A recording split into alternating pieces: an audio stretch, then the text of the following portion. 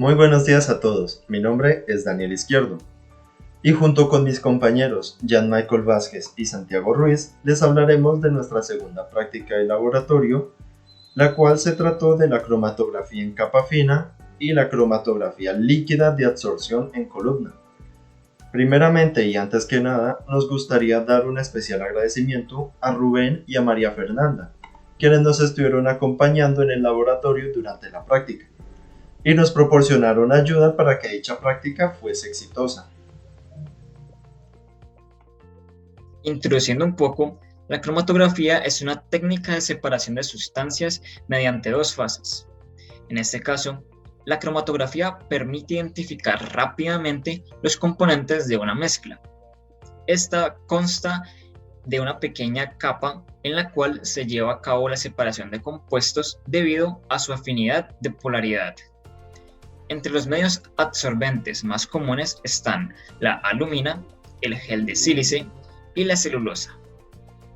Para esta primera parte del laboratorio se necesitaron sustancias problemas, las cuales se obtuvieron con anterioridad mediante la técnica de extracción Saltzman, donde se extrajo los aceites esenciales de canela, clavos, limoncillo, anís y hierbabuena, y adicionando también un tinte de color azul. También se necesitó placas cromatográficas de sílice, diclorometano, etanol y una lámpara de luz ultravioleta. Bueno, entonces comenzamos dibujando un margen de 5 milímetros de alto y 2 milímetros de ancho. En la parte inferior del margen pues vamos a dibujar 6 puntos equidistantes como se muestra a continuación y sobre los cuales pues se van a aplicar las muestras de las sustancias problemas. Estas muestras se aplicaron sobre los puntos dibujados, se dejaron secar y se aplicaron nuevamente. Mientras las muestras de las sustancias se secaban, aparte en frascos de vidrio pues preparamos mezclas de 5 mililitros con diferentes concentraciones de etanol y diclorometano. En nuestro caso, en el primer frasco obtuvimos una mezcla de 75% de etanol y 25% de diclorometano. Para el segundo frasco obtuvimos una mezcla de 50% de etanol y 50% de diclorometano.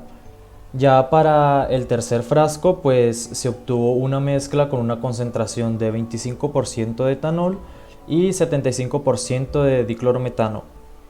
Ya para el último frasco pues obtuvimos una mezcla con una concentración de 12.5% de etanol y 87.5% de diclorometano.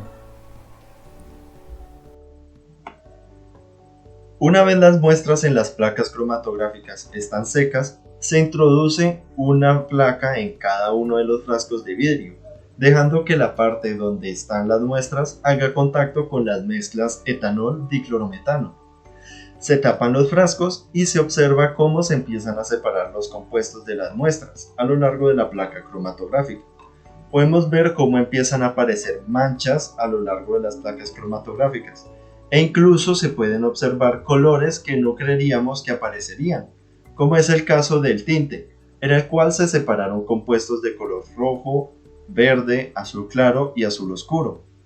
Las placas se comienzan a sacar de los frascos una vez la mezcla de etanol y diclorometano ha ascendido por la placa y casi ha alcanzado la margen superior de dicha placa, siempre teniendo cuidado de que no se vaya a pasar el margen dibujado. Bueno, una vez que se sacan todas las placas de los frascos, se observa cada una de estas placas bajo luz ultravioleta y con un lápiz se dibujan círculos sobre las manchas que sean visibles sobre la placa cromatográfica, tanto a simple vista como bajo la luz ultravioleta. El último paso de esta primera parte del laboratorio es sacar el RF de las placas mediante la siguiente fórmula. Al realizar las mediciones en nuestras placas cromatográficas podemos observar que en la primera placa, por ejemplo, en la cual utilizamos una concentración de etanol al 25%, pues los siguientes valores de RF. para cada sustancia problema, donde el valor de RF más alto que se obtuvo fue con la muestra de anís. Luego podemos observar los valores obtenidos en la segunda placa cromatográfica, en la cual pues se utilizó una mezcla de 12.5% de etanol. En esta placa cromatográfica pues destaca el RF calculado a partir de las muestras de limoncillo. Luego en la siguiente parte tenemos entonces los valores de RF para la placa número 3, y aquí pasó algo muy curioso, y es que, como pueden estar observando, pues se obtuvieron el mismo valor de RF tanto para las muestras de hierbabuena, anís, limoncillo y clavo. Esta placa cromatográfica fue la que se utilizó con una mezcla de etanol al 50%. Y por último pues tenemos entonces los valores de RF de la placa número 4, la cual utilizó una mezcla de 75% de etanol.